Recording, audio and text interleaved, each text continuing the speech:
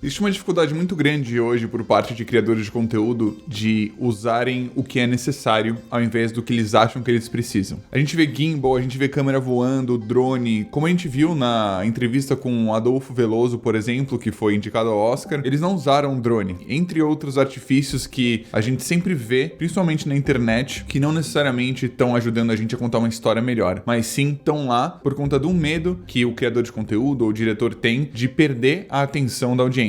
Mas existe uma arte em saber utilizar o tripé da forma correta. E é isso que até o final desse vídeo você vai aprender. E não tem lugar melhor pra gente começar do que com os mestres. O Kurosawa, por exemplo, era um diretor que era conhecido pela sua capacidade singular de enquadrar e contar histórias com takes parados. Muito claro porque na época existia uma dificuldade de movimentar a câmera. A gente não tinha as tecnologias que a gente tinha hoje. A gente tinha muitas questões e problemas com a fluidez do movimento da cabeça do tripé. E a gente tinha muitos problemas também para movimentar a câmera por conta do terreno e entre outras coisas. Então essas tecnologias foram evoluindo. E eu vou demonstrar tudo que eu tô falando de teoria aqui na prática com o melhor tripé do mercado. Você não sabe o orgulho que eu tenho de falar dessa marca aqui, que é Small Rig. Eles fizeram uma colaboração com o Potato Jet para desenvolver uma nova forma e revolucionar o mercado de tripés através desse mecanismo aqui, que é essa alavanca que você pode pressionar e mudar a altura do tripé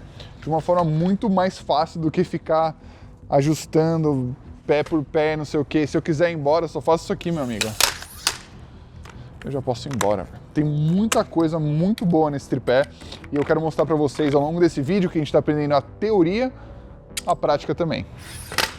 Mas enquanto elas não evoluíram, esses artistas conseguiram extrair o máximo de um tripé. E é isso que eu acho mais interessante de planos como esse. Então aqui a gente tá vendo esse plano também do Kurosawa, em que ele acompanha o movimento desses guerreiros e também ele interage com o frame através da luz. E eu acho que essa é uma das coisas mais interessantes quando a gente tá querendo criar esse interesse, como que o nosso personagem está interagindo com a luz. Aqui, por exemplo, como a gente tem essa atmosfera da fumaça, né, e uma fumaça com certeza é um artifício, mas não é algo para ser muito utilizado, a gente tem que entender qual que é o contexto. A gente está colocando fumaça em todos os planos, a gente pode, né, levar em consideração aí se o nosso personagem é um fumante assíduo ou não. Aqui, é claro, existe um contexto para a gente ter essa pra gente ter essa fumaça, para a gente ter essa atmosfera, então faz muito sentido. E olha como isso cria raios de luz interessantes que trazem esse interesse visual que a gente está falando a respeito dentro desse vídeo, né? E aqui a gente entra para alguns planos do Ozu, que popularizou o tatami shot, que é um plano específico que a câmera fica bem perto do tatami, né? Que é bem perto do chão no nosso caso, e assim a gente consegue se sentir no mesmo ambiente, no mesmo plano em que essas pessoas. Então é muito imersivo,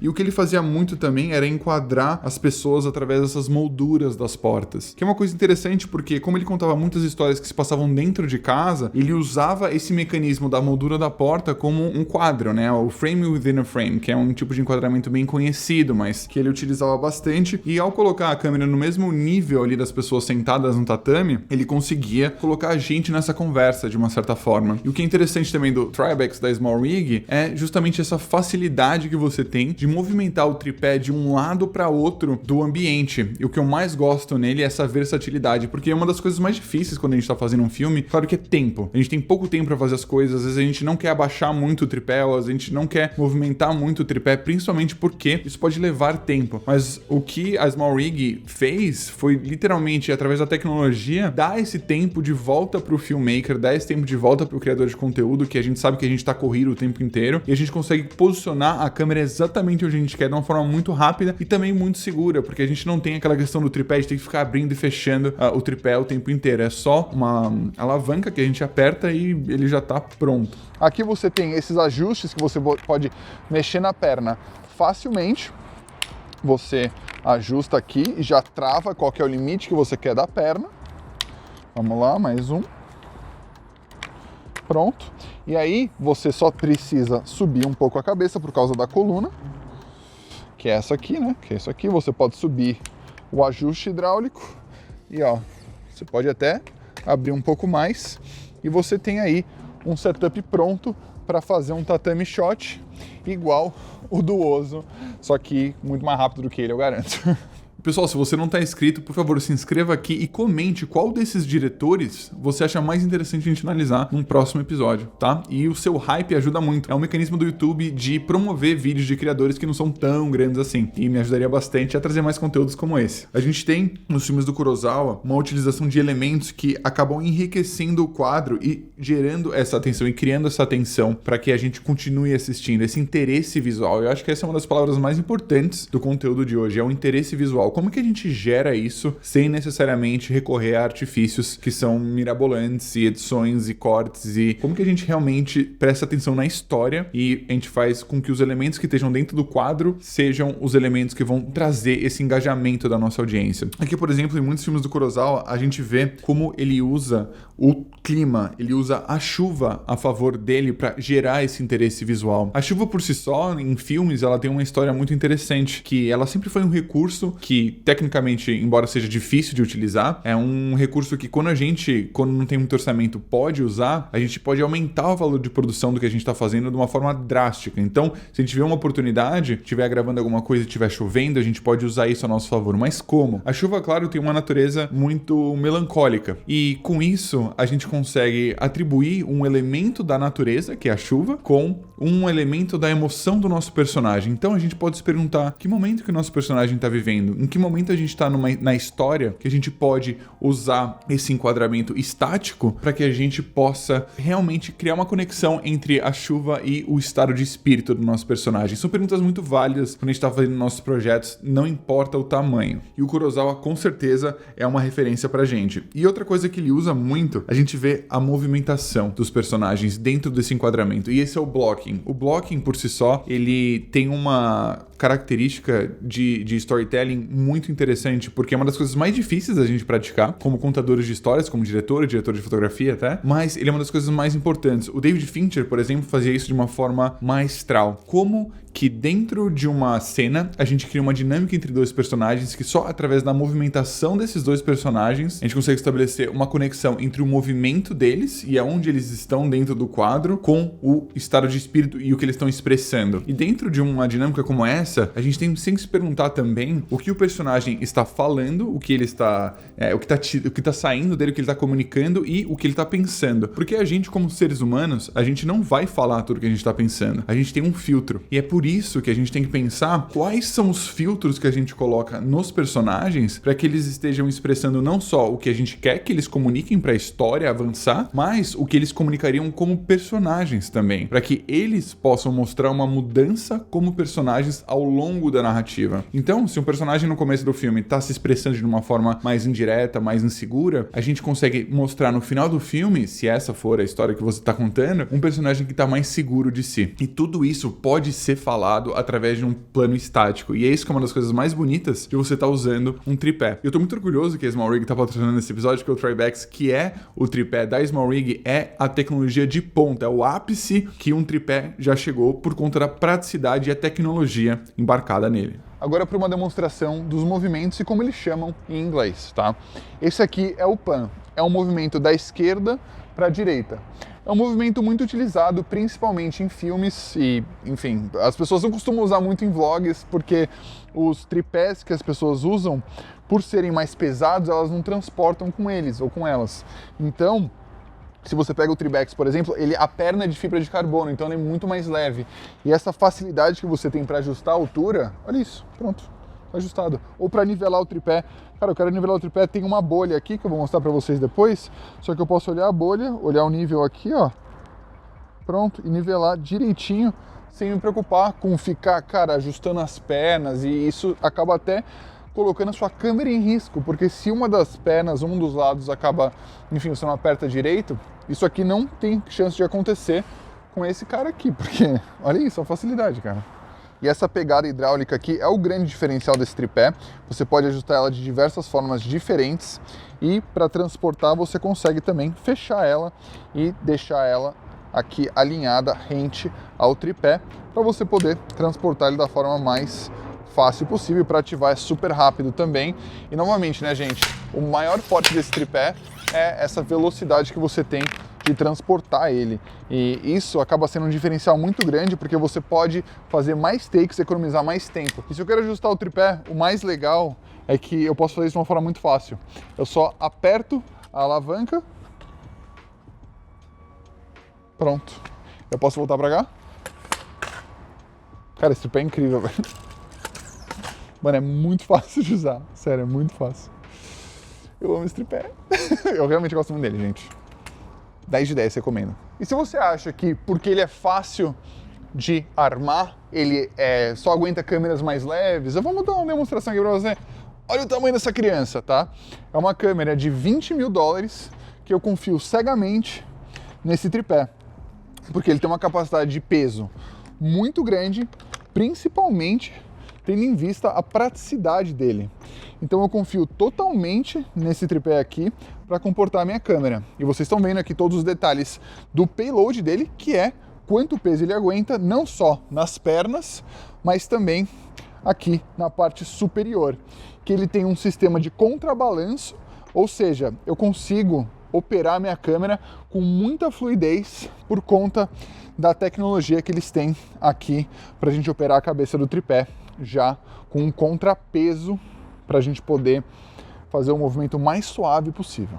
Ele é um tripé que por si só já é muito alto. Eu tenho 2 metros para vocês terem noção. Mas se vocês quiserem um pouco mais de alcance, vocês podem usar a coluna para ganhar ainda mais altura aqui para vocês terem uma noção. Olha até aonde ele chega para vocês terem uma ideia. E é claro, um tripé não é só para takes estáticos, ele tem uma cabeça que ela é feita para operar a câmera da forma mais controlável possível. E um outro case legal que o David Fincher faz muito é acompanhar o eyeline dos personagens. Então percebam na precisão de movimento que ele tem aqui quando ele está acompanhando o movimento desse personagem, quando ele se senta. Isso é uma das coisas mais poderosas, um dos elementos mais poderosos que a gente tem para acompanhar o ponto de vista de um personagem. Por mais que a gente esteja falando daqui para cá, a gente também tem uma conexão com esse personagem, né? Por mais que a gente esteja no over the shoulder aqui, que é esse plano em cima do ombro do personagem, a gente tem essa conexão com este detetive aqui por conta desse movimento de câmera. Então isso é uma das coisas mais interessantes, porque a gente consegue, através de uma sincronia do movimento da cabeça do tripé com o movimento do ator ou o movimento de quem a gente está filmando, criar essa conexão e criar essa espécie de dança entre os dois elementos. E é claro que aqui, por exemplo, o que ajuda muito é uma lente mais longa para a gente poder ter essa diferença maior na hora do movimento. Se é uma lente muito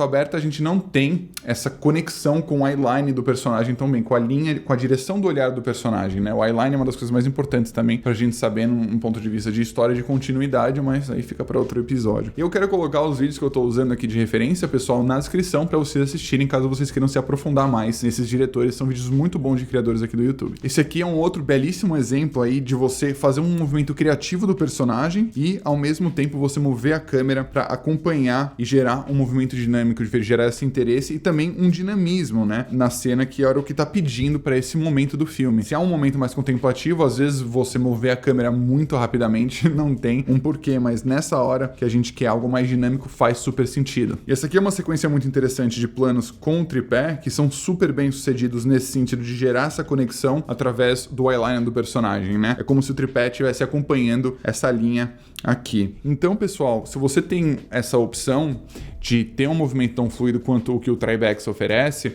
é muito importante a gente também entender como é que a gente pode criar essa sincronia entre a câmera e o personagem e o tripé também. E um outro elemento de atenção e de interesse que a gente pode usar para a gente conseguir contar a nossa história através de um plano estático são as cores. Claro que esse é um capítulo à parte para a gente entrar na história das cores no cinema, mas especificamente o vermelho e o azul, eles são cores que, quando eles estão juntos, eles são complementares um ao outro. Então é muito interessante você ver, não só uma cor por si só, claro que às vezes a gente olha para um vermelho e fala, não, o vermelho chama atenção, mas entenda como a cor, ela não só existe por si só, ela existe em conjunto com outras cores. Então você olha para o figurino, você olha para design de produção, direção de arte, e você olha, cara, como é que essas cores estão se integrando umas com as outras? Isso vai contar uma história. A gente tá fazendo um curta-metragem agora em película, que eu vou mostrar tudo para vocês. Então Então se inscreva no canal que eu vou mostrar muito na prática como a gente coordena os diferentes departamentos para que a história de cores do nosso filme, da nossa história,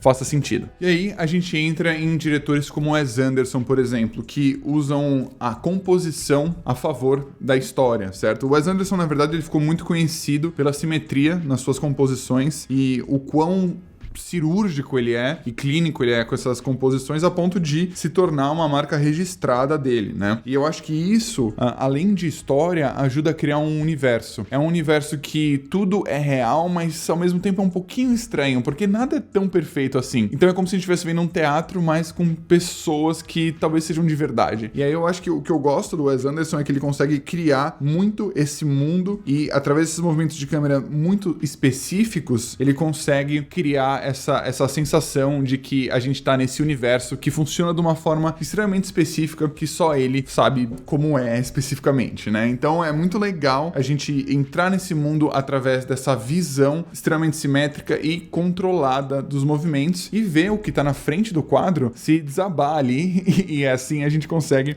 entender qual que é a conexão entre uma câmera controlada e um personagem que às vezes tá perdendo o controle. E aqui mais um exemplo interessante do Tatami Shot, como parece que a gente tá dentro da conversa desses senhores envolvido nesse círculo e não ter medo também de deixar os atores, deixar o plano se desenrolar, sabe? Veja o que acontece, às vezes uma surpresa, pode acontecer alguma coisa entrar no frame. Tem um quadro que é um dos mais marcantes pra mim, das coisas que eu já fiz. No final do documentário que eu fiz do Craig Adams, tem um esquilo atravessando o frame e é um plano em que a gente tá num tripé, era o último frame do filme, é sobre como ele e a natureza tem esse relacionamento simbiótico, né? E se vocês quiserem assistir, inclusive, eu vou colocar aqui na descrição e vai estar aqui em cima na cartela. E o que é mais legal é que o esquilo atravessa o frame de um lado para outro como se tivesse sido adestrado. Então, assim, a coincidência que você pode se permitir ter quando você tem um equipamento que você tem essa agilidade, né? Como esse tripé da Small Rig, por exemplo, é interessante porque você se dá a oportunidade desses acidentes. E vamos analisar agora o Whip Pan do Wes Anderson, que é também um mecanismo muito conhecido para você mostrar esse dinamismo dentro de uma cena. A gente teve um whip pan muito famoso em Sonhos de Trem, com Adolfo Veloso, vocês podem assistir a entrevista com ele aqui. A gente tem um whip pan muito famoso em La La Land também, que é entre o Ryan Gosling tocando piano, mostrando esse dinamismo de como a música afeta esse movimento do tripé. Isso é muito legal. Quando a gente tá fazendo um plano e tem um movimento, se pergunta qual que é a música por trás daquilo, qual que é a trilha que você vai colocar. Quem sabe isso não te dá uma dica de como movimentar a câmera ou qual ritmo movimentar a câmera, principalmente quando a gente tá falando de whip pan, que é esse pan super rápido de um lado para outro que você sabe que tem um operador de câmera ali e é um movimento super calculado também.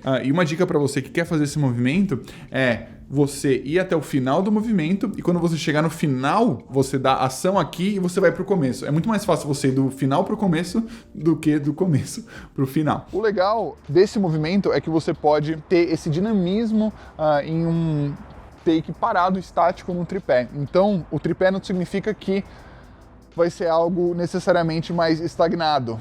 O tripé também tem uma oportunidade de tornar o seu plano muito dinâmico. Principalmente quando ele tem uma cabeça fluida dessa aqui, ó. Você pode fazer de uma forma extremamente fácil e rápida. E é claro, nós temos o tilt, que é esse movimento de cima para baixo, de baixo para cima, que vai revelar uma locação, normalmente revela uma locação, revela um personagem, ou termina um vídeo ou filme, né? É um movimento muito interessante para apresentar, para introduzir uma cena ou para você sair de uma cena. Então vamos lá. E é aqui que você vê esse contrabalanço da cabeça do tripé entrando em efeito, porque ele vai compensar o peso da câmera, se você ajustar ele da forma correta, que é fácil de ajustar, e você vai ter um movimento bem fluido aqui para contar a sua história da forma que você preferir. Mas não é só no tilt que você pode regular a pressão e o atrito, você pode regular também no pan. Então ele tem uma roda aqui que você pode ajustar para você aumentar ou diminuir o atrito, para você poder aí escolher qual que é a sua forma preferida de você ajustar e operar a sua câmera. E é por isso que eu acho que você só precisa de um tripé. Se você tiver um domínio dessas técnicas, na verdade hoje eu acho que só usar um tripé é um diferencial, não usar um gimbal é um diferencial, não usar um drone é um diferencial. Então, enquanto essas tecnologias não eram extremamente popularizadas antigamente, claro que elas eram o que todo mundo olhava, mas hoje o simples, o menos é mais. O simples é o que vai te destacar. E não tem uma forma melhor de fazer o simples do que com esse tripé chamado Tribex da SmallRig. Muito obrigado, SmallRig, por patrocinar o episódio e ajudar a gente a democratizar o cinema. Espero que tenham gostado. Vou adorando um like. Muito obrigado. Até o próximo.